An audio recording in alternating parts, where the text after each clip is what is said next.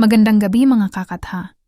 Sa video na ito ay ating tunghayan ang kamangha-manghang paraisipan kung paano nagkakaintindihan ang mga puno sa kagubatan. Sa gitna ng kagubatan ay may kakaibang hiwaga ang natuklasan ng mga siyentipiko. Ang sikat ng araw ay dumadaan sa mga dahon tulad ng ginto, isang kahangahangang pangyayari ang unti-unting nagpapahiwatig sa gitna ng matataas na mga puno. Maligayang pagdating sa mundo ng crown shyness, isang kamangha-manghang sayaw ng mga sanga na siyang nakapukaw sa imahinasyon ng mga mananaliksik ng kalikasan sa loob ng ilang mga siglo.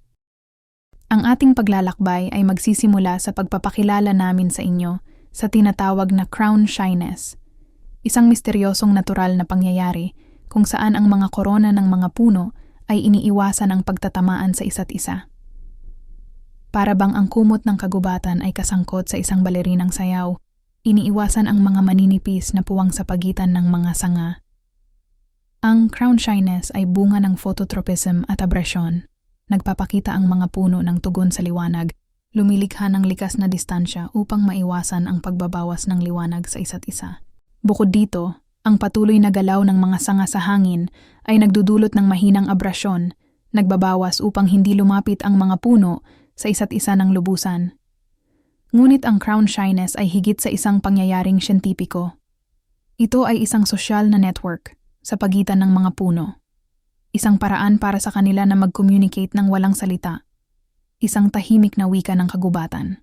Habang binabaybay natin ang sentro ng kagubatang may hiwaga, natuklasan natin na ang crown shyness ay nagbibigay inspirasyon sa mga alamat at kwento.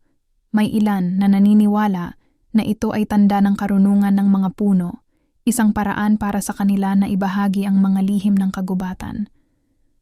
Ang crown shyness ay nag-aanyaya sa atin na pahalagahan ang masalimuot nating ugnayan sa ating kalikasan sa loob ng likas na mundo.